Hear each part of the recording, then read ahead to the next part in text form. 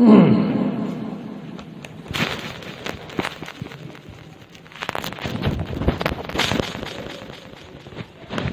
سامعین کرام، السلام علیکم ورحمۃ اللہ وبرکاتہ۔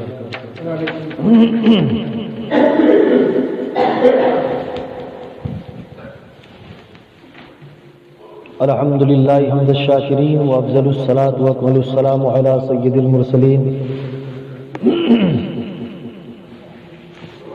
ونبی الانبیاء وعظیم الرجاء وحمیم الجود والعطاء وماحی الذنوب والخطا وشفیعنا یوم الجزاء ومعدن انوار اللہ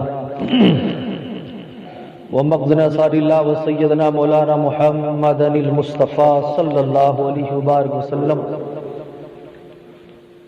قال اللہ تبارک و تعالی فی القرآن المجید والفرقان الحمید: قد افلح المؤمنون الذین هم فی صلاتهم خاشعون والذین هم عن اللغو معرضون والذین هم للزکاة فاعلون والذین هم لفروجهم حافظون الا على ازواجهم او ما ملکت ایمانهم فانهم غیر ملومین فمن ابتغى وراء ذلك فاولئک هم العادون۔ صدق اللہ مولانا العظیم وبلغنا رسولہ النبی الکریم ونحن على ذلك لمن الشاہدین والشاکرین والحمد للہ رب العالمین۔ غوث اعظم بمن بے سرو ساما مدد قبلہ دی مدد کعبہ امام مدد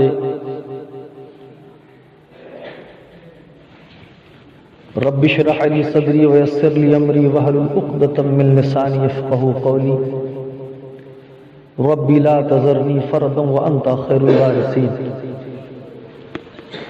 آئیے سب سے پہلے سارے سنسار کے مرکز عقیدت صدر احباب رسالت تاجدار فلاح کی نبوت شافع روز قیامت مسجد اقصی کی حرمت خانہ کعبہ کی زینت جس کا ہر صحابی نجم ہدایت حضور رحمت للعالمین شفیع المذنبین روح فدا جناب محمد عربی صلی اللہ علیہ وسلم کی بارگاہ میں درود پاک کا نذرانہ پیش کریں۔ پڑھیں اللہم صلی علی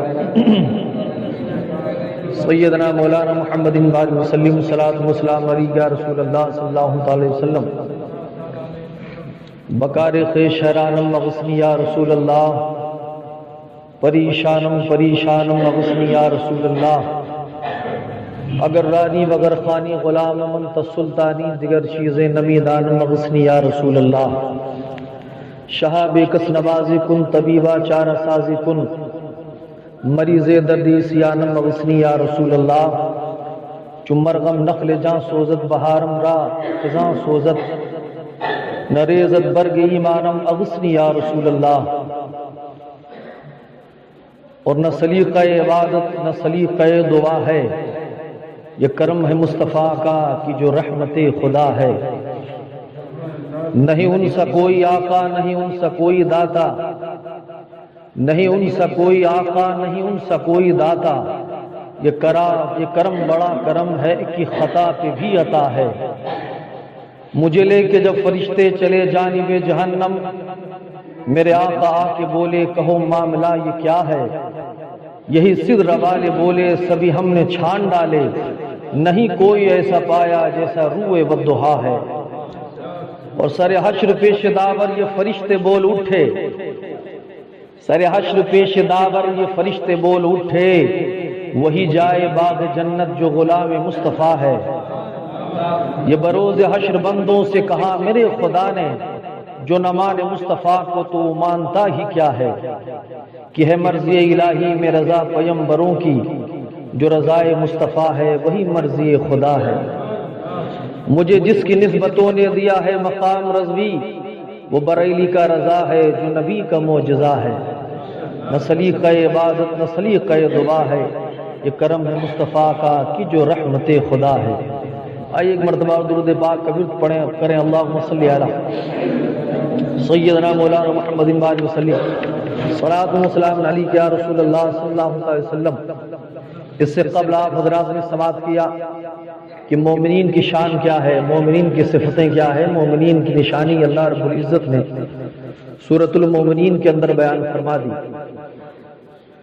کہ پہلی نشانی یہ تو ہے کہ مومنین نمازی ہوتے ہیں، بے نمازی نہیں ہوتے۔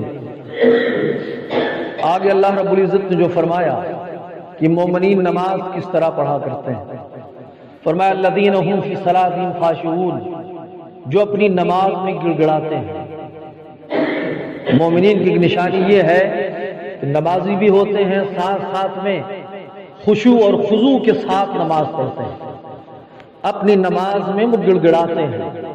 اللہ رب العزت کے خوف، جب وہ نماز کے لیے کھڑے ہوتے ہیں تو خوف خدا بندی سے ان کے دل دھڑک رہے ہوتے ہیں، اللہ کے خوف سے ان کے دل دھڑک رہے ہوتے ہیں، اور ان کی اعضائے بدنی اللہ رب العزت کے خوف سے کانپ رہے ہوتے ہیں۔ فرمایا ان کی زبان بھی عبادت میں ہوتی ہے، ان کے ہاتھ بھی عبادت میں ہوتے ہیں، ان کے پیر بھی عبادت میں ہوتے ہیں، ان کی پیشانی بھی عبادت میں ہوتی ہے۔ ایسا نہیں ہے کہ دنیاوی خیال سے انہوں نے اپنے دماغ کو بھرا رکھا ہے پھر نماز پڑھنے کے لیے کھڑے ہو گئے۔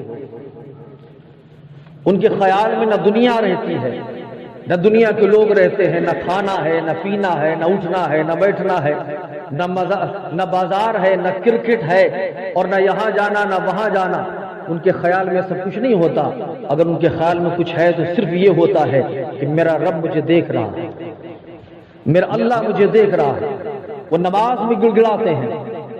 پھر جب عبادت الہی اس طرح ہوتی ہے تو وہ بندہ اپنے رب سے ہم کلامی کا شرف حاصل کرتا ہے۔ ایسا نہیں ہے کہ نماز پڑھنے کے لیے کوئی کھڑا ہو تو دنیا کے، اس لیے کہا گیا ہے کہ جب آدمی نماز پڑھنا شروع کر دیتا ہے، ایک شخص کا کوئی سامان گم ہو گیا تو حضرت امام اعظم ابو حنیفہ کے پاس غالباً آیا، کہنے لگا حضور میری تجوری کی چابی گم ہو گئی، مجھے پتہ نہیں کس جگہ رکھا ہے۔ حضرت امام اعظم ابو حنیفہ رضی اللہ تعالیٰ عنہ نے فرمایا جا 100 رکعت نماز پڑھ، تجھے پتہ چل جائے گا کہ چابی کدھر رکھی۔ وہ شخص آیا، نماز پڑھنا شروع کیا، ابھی 50 ہی پر پہنچا تھا، یاد آ گیا فوراً کہ میں نے فلاں جگہ چابی رکھی۔ چونکہ یہ شیطان ورغلاتا ہے، دنیا کے خرافات، دنیا کے خیالات دماغ کے اندر وہ ڈالتا رہتا ہے تاکہ اس کی نماز اور اس کے درمیان پردے پڑ جائیں۔ اور فرمایا جب بندہ اللہ کے خوف سے اور پوری خشوع اور خضوع کے ساتھ جب عبادت کے لیے کھڑا ہوتا ہے، نماز پڑھتا ہے، تو مفسرین کرام ارشاد فرماتے ہیں جب وہ کہتا ہے الحمدللہ، تمام تعریفیں اللہ کے لیے، اللہ فرماتا ہے کون ہے اللہ؟ سبحان اللہ۔ تو کہتا رب العالمین، اے اللہ جو تمام عالمین کا پالن ہار پیدا کرنے والا ہے، وہ کیا کہتے ہیں رب العالمین ہے۔ تو بندہ عرض کرتا ہے، اللہ رب العزت فرماتا ہے کون رب العالمین؟ تو بندہ عرض کرتا الرحمن الرحیم، جو رحمان الرحیم ہے۔ تو اللہ فرماتا ہے کون رحمان الرحیم؟ سبحان اللہ۔ پروردگار عالم اور اس بندے کے درمیان جو یہ کلام ہو رہا ہے، وہ بندہ جب خشوع اور خضوع کے ساتھ نماز پڑھتا ہے تو اللہ سے ہم کلامی کا شرف حاصل کر رہا ہے۔ تو بندہ کہتا مالک یوم الدین، جو یوم جزا کا مالک ہے۔ تو پروردگار عالم فرماتا ہے اے میرے بندے یا عبدی انا مالک یوم الدین، یہ تیرا رب ہی یوم جزا کا مالک ہے۔ سبحان اللہ، میں ہی یوم جزا کا مالک ہوں، اور میرے بندے تو ایاک نعبد و ایاک نستعین جب بندہ کہتا ہے، پروردگار عالم فرماتا ہے تو اگر میری ہی عبادت کرتا ہے، مجھ سے ہی مدد طلب کرتا ہے، تو میرے بندے مانگ، تو کیا مانگتا ہے؟ آج تیرا رب تجھے عطا کرے گا۔ اللہ اکبر کبیرہ۔ میرے بندے تو سجدے میں جائے گا، اور سجدے میں اپنی پیشانی اور ناک سجدے میں جب رگڑ کے کہے گا کہ اللہ تو عظیم ہے، یہ تیرا بندہ عاجز ہے جو تیرے سامنے اپنا سر اپنی پیشانی رگڑ رہا ہے، عاجزی کی اظہار کرتا ہوا جب بندہ اللہ رب العزت کے حضور کھڑے ہو کر اور کانپ کر خشوع خضوع کے ساتھ مانگتا ہے، تو پروردگار عالم فرماتا ہے مانگ میرے بندے کیا مانگتا ہے؟ تو بندہ کہتا ہے، عرض کرتا ہے اہدنا الصراط المستقیم، اے اللہ مجھے سیدھے راستے پر چلا۔ اللہ اکبر کبیرہ۔ تو پروردگار عالم فرماتا ہے کون سا راستہ؟ تو بندہ کہتا ہے صراط الذین انعمت علیہم غیر المغضوب علیہم ولا الضالین، اے میرے اللہ وہ راستہ جس پر تو نے انعام فرمایا ہے، جس پر تو نے انعام فرمایا، رحمت برسائی ہے، جس پر تو نے انعام و اکرام کی بارشیں کی ہے، اس راستے پر مت چلانا ان لوگوں کے راستے پر نہ چلانا جن لوگوں پر تیرا عذاب نازل ہوا ہے۔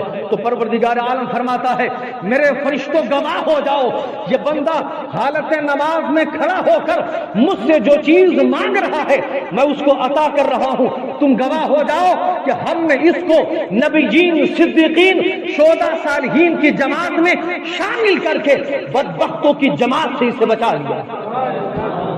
اللہ اکبر کبیرہ، درود پاک میں اللہم صلی علی مولانا محمد وسلم، صلاۃ و سلام علیہ یا رسول اللہ صلی اللہ علیہ وسلم۔ تو نماز اس طرح پڑھو کہ خیال یار کے سوا اور کوئی خیال نہ ہو، پھر سر جھکے خدا کے لیے، دل جھکے مصطفیٰ کے لیے۔ سبحان اللہ، سر جھکے خدا کے لیے، دل جھکے مصطفیٰ کے لیے۔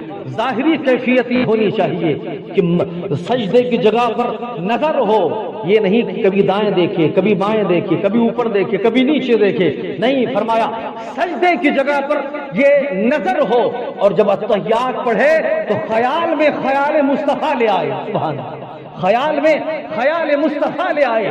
وہ بدبخت لوگ ہیں اور وہ بدعقیدہ لوگ ہیں جو یہ کہتے ہیں کہ خیال غیر لایا جا سکتا ہے، خیال نبی نہیں لایا جا سکتا۔ ہم کہتے ہیں نادان، جس نماز میں خیال مصطفیٰ نہ ہو وہ نماز ہی نہیں ہوئی، وہ نماز نہیں جس نماز میں خیال مصطفیٰ نہ ہو۔ ہم نے جب صحابہ کرام کی زندگی پڑھی، اللہ اکبر و کبیرہ، سنے حدیث پاک سنے صحابہ کی نماز کس طرح ہوتی تھی، اللہ اکبر و کبیرہ۔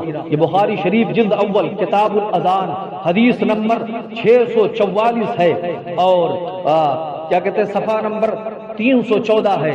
یہ بخاری شریف کی حدیث پاک ہے۔ ان الزہری قال اخبرنی انس بن مالک انصاری وکان تبع النبی وخدمه وصحبه ان ابا بکر كان يصلي بهم وجع النبي صلی اللہ علیہ وسلم الذي توفي فيه حتى اذا كان يوم الاثنين وهم صفوف في الصلاة فكشف النبي ستر الحجرة ينظر إلينا وهو قائم كان وجهه ورقة مصحف ثم تبسم يضحك فهممنا أن نفتتنا من الفرح۔ سبحان اللہ، برؤية النبي صلی اللہ علیہ وسلم فنكس أبو بكر على عقبيه ليصل الصف وظن أن النبي خارج إلى الصلاة فأشار إلينا النبي صلی اللہ علیہ وسلم أتموا صلاتكم وأرخي الستر فتوفي من يومه۔ اللہ اکبر کبیرہ، سنیں ذرا محبت سے بولیں سبحان اللہ۔ حدیث پاک ہے حضرت انس بن مالک رضی اللہ تعالیٰ عنہ جو مصطفیٰ جان احمد کے خادم ہیں، آقا کی بارگاہ میں خدمت کرتے تھے نبی کریم صلی اللہ علیہ وسلم کی۔ آپ فرماتے ہیں حضور کی مرض الموت میں جب صدیق اکبر نماز پڑھاتے تھے، صحابہ کرام کو نماز پڑھاتے تھے، اللہ اکبر کبیرہ، وہ فرماتے ہیں حضور تاجدار مدینہ علیہ الصلوۃ والتسلیم اپنے حجرے مبارکہ میں ہیں، ادھر نماز ہو رہی ہے، حضرت صدیق اکبر نماز پڑھا رہے ہیں۔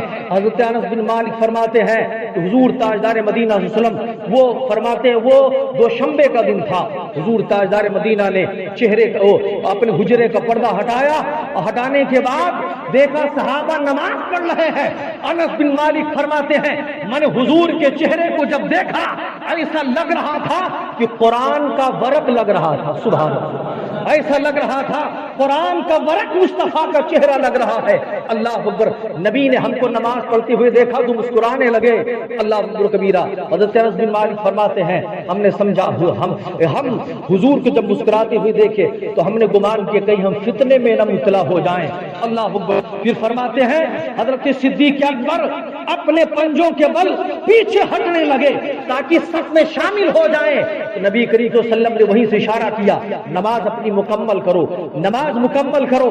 اللہ اکبر کبیرہ، فرماتے اسی دن نبی کی وفات مبارک ہوئی ہے۔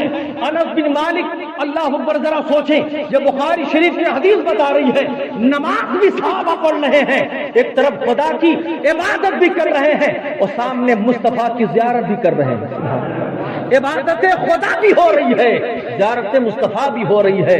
اللہ اکبر کبیرہ، ذرا غور کریں، اگر بندہ نماز میں کہیں دائیں دیکھ لے، بائیں دیکھ لے، اوپر نیچے دیکھ لے تو نماز اس کی فاسد ہو جاتی ہے، نماز سے وہ نکل جاتا ہے۔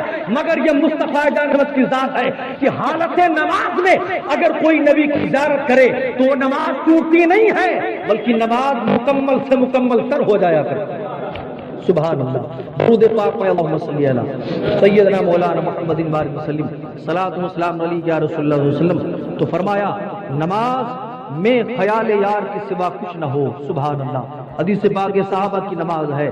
اب دیکھیں غلاموں اور صحابہ کرام حضور کے غلاموں کی نمازیں کس طرح ہوتی تھی, صحابہ کرام اور شہداء صالحین کی نماز کس طرح ہوتی تھی. حضرت ابو طلحہ رضی اللہ تعالیٰ عنہ بہت بڑے صحابی ہیں, صحابی رسول ہیں. وہ اپنے باغ میں نماز پڑھ رہے تھے اور باغ میں نماز پڑھتے وقت, کیونکہ باغ بہت بڑا تھا, کھجور کا باغ تھا, نماز پڑھ رہے تھے, ایک پرندہ اڑا. اڑنے کے بعد وہ راستہ اسے نہ ملا تو اسی باغ میں وہ پھڑپھڑاتا رہا. اللہ اکبر. حضرت ابو طلحہ کا خیال اس پھڑپھڑانے کی طرف چلا گیا. پھر ان کی نماز خراب ہوئی, مطلب وہ بھول گئے ہم کون سی رکعت پڑھ رہے تھے. اللہ اکبر. جب نماز سے سلام پھیرا, حضور کی بارگاہ میں حاضر ہوئے, عرض کرتے ہیں فدا کا ابی و امی یا رسول اللہ, میرے ماں باپ آپ پہ قربان ہو جائیں یا رسول اللہ. یہ اتنا میرا پورا بڑا باغ میں اللہ کے راستے میں اس کو دینا چاہتا ہوں. حضور میں آپ کو دے رہا ہوں, اس کو اللہ کے راستے میں جہاں چاہیں اس کو صرف فرمائیں. یا رسول اللہ, جو چیز میری نماز میں خلل پیدا کرے ہم اس کو اپنے سے جدا کر دیا کرتے ہیں, ہم اس کو اپنے آپ سے جدا کر دیا کرتے ہیں. ہم نہیں چاہتے ہمارے اور نماز کے درمیان کوئی پردہ پڑ جائے. اللہ اکبر و کبیرہ. یہ ان کی نماز ہوتی تھی. حضرت شہزادی امام حسین امام زین العابدین کی نماز اس طرح ہوتی. جب وہ نماز پڑھتے تھے تو ارد گرد کیا ہو رہا ہے کوئی خبر نہیں ہوتی تھی. بس جلوہ خدا میں اتنے مگن ہو جاتے تھے, انہیں کچھ نہیں پتا چلتا. ایک مرتبہ نماز پڑھ رہے تھے, نماز پڑھتے پڑھتے گھر میں آگ لگ جاتی ہے, لوگ شور مچاتے ہیں, یا ابن رسول یا ابن رسول, آگ بھڑک آئی. اللہ اکبر. مگر آپ نے سجدے سے سر نہ اٹھایا. جب سلام پھیرا لوگوں نے کہا حضور آپ کے گھر میں آگ لگ گئی تھی, آپ آگ سے غافل ہو گئے. تو فرمایا نہیں, میں تو جہنم کی آگ سوچ رہا تھا. اللہ اکبر. میں جہنم کی آگ سوچ رہا تھا. میں جہنم کی آگ سوچ کر کے میں اس آگ سے کیا ڈروں, یہ آگ تو کچھ نہیں ہے, میرے خیال میں تو جہنم کی آگ تھی. اللہ اکبر و کبیرہ. یہ عالم تھا ان حضرات کا. حضرت بایزید بستامی رضی اللہ تعالیٰ عنہ بڑے بزرگ ہیں اللہ کے ولی کے. عشاء کی نماز کے بعد 4 رکعت نماز نفل کی نیت کرتے. نماز پڑھنے کے بعد کہتے یہ نماز قبولیت کے لائق نہیں ہے, پھر 4 رکعت کی نیت کرتے. پھر سلام کے بعد کہتے یہ نماز قبولیت کے لائق نہیں ہے. فرمایا اسی طرح پوری رات گزر جاتی. جب صبح فجر کی اذان ہوتی تو کہتے اللہ پروردگار عالم, میں نے بہت کوشش کی کہ تیری بارگاہ کے لائق کوئی نماز پڑھ لوں مگر مجھ سے نہ ہو سکا. اللہ مجھے معاف کر دے, تیرے بہت سے بندے بے نمازی ہیں, اسی میں بایزید کو بھی شمار کر لیں. اللہ اکبر کبیرہ. یہ ان کی نماز ہوتی تھی. اور ہماری نماز کیا ہے, ہماری نماز تو ابتدائی سے خراب ہو جاتی ہے. نہ ٹھیک سے غسل کا طریقہ پتا ہے. اگر کسی سے پوچھ لو غسل میں کتنے فرض ہیں تو آئیں بائیں شائع کر جائے گا. غسل میں کتنے فرض ہیں وہ بھی نہیں پتا ہے, بس نہانا دھلنا اس کو لگا رہتا ہے. ناپاک کپڑے کس طرح دھلے جاتے ہیں بارہا بتایا جاتا ہے, اکثر بتایا جاتا ہے. غسل میں کتنے فرض ہیں, غسل ٹھیک سے نہ ہوا, نماز ٹھیک سے نہ ہوئی, وہ وضو بھی ٹھیک سے نہ ہوا, وضو میں کتنے فرائض ہیں یہ نہیں پتا ہے, نماز میں کتنے واجبات نہیں پتا ہے, نماز میں کتنے فرائض نہیں پتا ہے.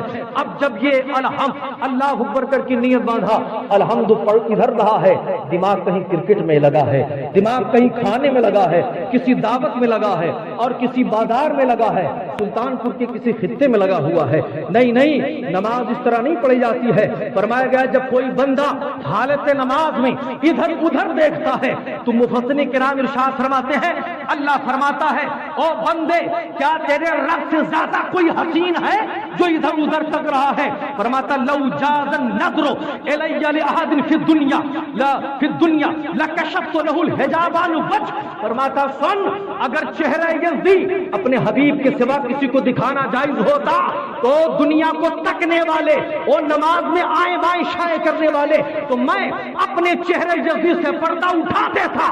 تو کہہ دیتا کہ جس کا رب اتنا حسین و جمیل ہو کہ دنیا کا خیال میرے اوپر حرام ہے, حرام ہے, حرام. اللہ اکبر و کبیرہ. اس لیے آئیں بائیں شائع نہیں تکا جاتا ہے, بلکہ نماز جب پڑھی جاتی ہے تو اس لیے کہ میرا رب مجھے دیکھ رہا ہے. سبحان اللہ. درود پاک کبیر کرنے پڑے. اللہم صلی علی مولانا محمد بارک وسلم صلاۃ و سلام علیہ یا رسول اللہ وسلم. اب سنیں, پہلی نشانی یہ تھی کہ مومن نمازی ہوتا ہے, اور دوسری نشانی یہ بیان کی پروردگار عالم نے کہ مومن جب نماز پڑھتا ہے تو خشوع اور خضوع کے ساتھ پڑھتا ہے.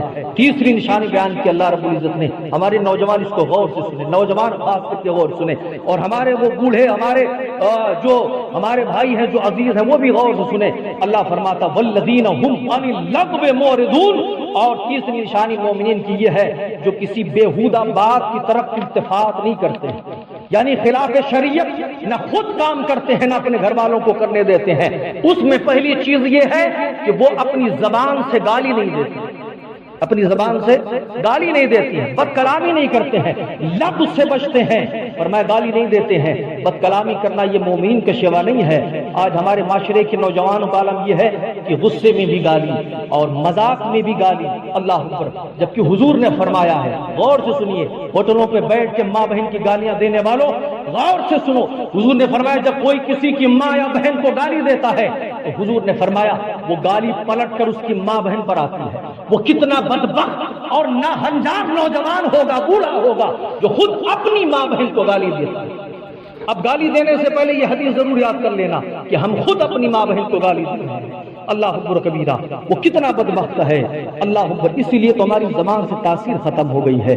اللہ رب العزت نے سورہ قاف آیت نمبر 18 میں فرمایا کہ جو دو فرشتے بیٹھے ہیں نا، فرشتے، فرمایا ان کے بارے میں ما یلفظ من قول الا لدیہ رقیب عتید۔ اللہ رب العزت نے فرمایا کہ جو فرشتے جو بیٹھے ہیں نا، تمہاری زبان سے جو کچھ نکلتا ہے فوراً لکھ لیتے ہیں۔ حضور نے فرمایا وہ کتنا بے حیا لوگ ہیں جو نہ اللہ سے شرم کرتے ہیں نہ ان دونوں فرشتوں سے شرم کرتے ہیں، اپنی زبان کو گالیوں اور غیبتوں سے اور تہمتوں سے سجا کے رکھتے ہیں۔ ان کو یہ بھی نہیں خیال رہتا ہے کہ دونوں فرشتے جھٹ سے اس کے نام اعمال میں لکھ دیا کرتے ہیں۔ اللہ اکبر کبیرہ۔ اب سنیں، حدیث پاک سن لیں، اور اگر دل کے اندر دھڑکن بچی ہے، حضور سے محبت کا ذرہ برابر بھی خیال ہے، اگر ذرہ برابر بھی اللہ کا خوف ہے، تو آج کی تاریخ سے گالیوں سے توبہ کر لیجئے گا۔ حضور تاجدار مدینہ کیا فرماتے ہیں؟ ان عبداللہ ابن عمر رضی اللہ تعالی عنہم قال قال رسول اللہ صلی اللہ علیہ وسلم الجنت حرام علی کل فاحش ان يدخلها۔ حضور تاجدار مدینہ فرماتے ہیں کہ جنت ہر اس آدمی پر حرام کر دی گئی ہے جو اپنی زبان سے فحش بکتا ہے، گالی بکتا ہے، جو اپنی زبان سے فحش اور گالی بکا کرتا ہے۔ اللہ اکبر۔ دوسری حدیث سنیں، ان عبداللہ ابن عمر رضی اللہ تعالیٰ عنہ قال قال رسول اللہ صلی اللہ علیہ وسلم سباب المسلم کالمشرف علی الحلقہ۔ فرماتے ہیں کسی مسلمان کو گالی دینے والا ایسے ہی ہے کہ ان قریب وہ برباد و ہلاک ہو جائے گا، ان قریب وہ برباد وہ ہلاک ہو جائے گا۔ اللہ اکبر کبیرہ۔ تیسری حدیث سنیں، ان ابی ہریرہ رضی اللہ تعالیٰ عنہ قال قال رسول اللہ صلی اللہ علیہ وسلم کل المسلم علی المسلم حرام مالہ وعرضہ ودمہ حسب امرئ من الشر ان یحقر اخاہ المسلم۔ فرماتے حضور تاجدار مدینہ ہر مسلمان پر، ایک مسلمان کے لیے چیزیں حرام کر دی گئی ہیں، اس کا مال، اس کی عزت، اس کا خون، اور فرمایا حضور تاجدار مدینہ نے یہ سب سے برائی کی جڑ یہی ہے، سب سے برا انسان وہی ہے جو اپنے مسلمان بھائی کی بے عزتی کرتا ہے اور اس کو گالی دیا کرتا ہے۔ اللہ اکبر کبیرہ۔ اب ذرا سوچیے آپ، کتنی بڑی بات ہے۔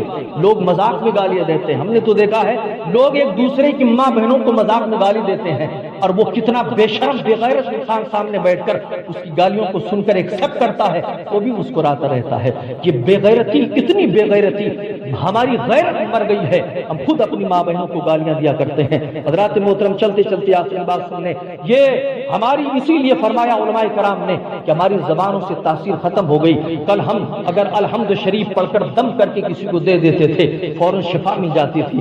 آج کیا بات ہے، نہ ہماری دعائیں قبول ہوتی ہیں، نہ ہمارے پھونک میں، ہماری وظائف میں وہ اثر پیدا ہو گیا ہے۔ فرمایا اس کی یہی وجہ ہے کہ اپنی زبان کو ہم نے گندی کر لیا ہے، گالیوں سے، غیبت سے، ہر ایک چیز سے اس کو ہم نے گندا کر لیا ہے۔ اس لیے اللہ نے ہماری زبان سے تاثیر کو ختم کر دیا ہے۔ ایک بہت ہی اچھا واقعہ میں اکثر بیان کیا کرتا ہوں، آخری قسط میں سماعت کر لیں۔ حضرت محمد بن سلیمان الجزولی علی رحمت رضوان، جنہوں نے دلائل الخیرات لکھی ہے، جو پوری دلائل الخیرات درود پاک کے فضائل و وظائف میں لکھی گئی ہے۔ آپ سے کسی نے پوچھا آپ نے کیوں لکھی، تو آپ فرماتے اس کے لکھنے کی ایک وجہ ہے، وجہ یہ ہے کہ مصر کے ایک گاؤں میں میں گیا، مجھے ظہر یا عصر کی نماز پڑھنی تھی، میں گیا، مجھے پانی کی ضرورت تھی وضو بنانے کے لیے، ارد گرد دیکھا ایک کنواں نظر آیا، اس کنویں کے قریب گیا تو دیکھا نہ وہاں ڈول ہے نہ رسی ہے۔ اب میں بڑا پریشان ہوا کہ میں پانی کہاں سے ملے، وضو کس طرح کروں گا۔ وہ کہتے ہیں میں اسی پریشانی کے عالم میں تھا کہ میں نے دیکھا اسی کنویں سے سٹا ہوا ایک غریب کا کچا سا مکان ہے، اس مکان کے چھت پر ایک 60 سال کی لڑکی کھیل رہی ہے۔ اس نے جب مجھے پریشان دیکھا تو اس نے کہا من انتا، اے شیخ تم کون ہو؟ تو کہا میرا نام سلیمان الجزولی ہے۔ کہا کیوں پریشان ہو؟ کہا وضو کے لیے پانی چاہیے، 2 لسی نہیں ہے، پانی نیچے ہے۔ اس بچی نے مسکرا کر کہا نام اتنا بڑا ہے، اللہ کے ولی آپ ہیں، پوری دنیا میں آپ کا شہرہ ہے، مگر کنویں سے پانی نہیں نکال سکتے؟ تو کہا لگتے جگر تم نے سوچ سمجھا نہیں ہے، 2 لسی نہیں ہے۔ اس بچی نے مسکرا کر کہا دیکھو میں بتاتی ہوں پانی کیسے نکالنا ہے۔ وہ بچی قریب گئی اور قریب جانے کے بعد اس نے اس کنویں میں تھوک دیا، تھوک کا نیچے پہنچنا تھا، پانی اوپر آ جاتا ہے۔ حضرت سلیمان الجزولی نے ہاتھ جوڑ کر کہا اے لگتے جگر تو 7 سال کی بچی ہے، یہ مقام اللہ نے تجھے کیسے عطا کر دیا؟ اس نے مسکرا کر کہا میں ہر لمحہ اپنے مصطفیٰ پر درود و سلام پڑھا کرتی ہوں، سبحان اللہ، ہر لمحہ اپنے نبی پر درود و سلام پڑھا کرتی ہوں۔ اس درود مقدس کی وجہ سے اللہ نے میری زبان میں وہ تاثیر عطا فرمائی ہے، اگر تھوک دیتی ہوں تو نیچے کا پانی اللہ اوپر بھیج دیا کرتا ہے، سبحان اللہ۔ تو زبان میں تاثیر پیدا کریں، درود پاک پڑھ کر تلاوت کر کے۔ نوجوانوں گالیاں مت دیا کریں، اپنی زبانوں کو پاک رکھیں۔ اللہ تعالیٰ ہم سب کو صراط مستقیم پر چلنے کی توفیق عطا فرمائے۔ انشاءاللہ بات آگے بیان کیا جائے گا۔ وما علینا الا البلاغ۔ السلام علیکم ورحمۃ اللہ تعالی وبرکاتہ۔ جو حضرات سننا پڑھیں پڑھ لیں۔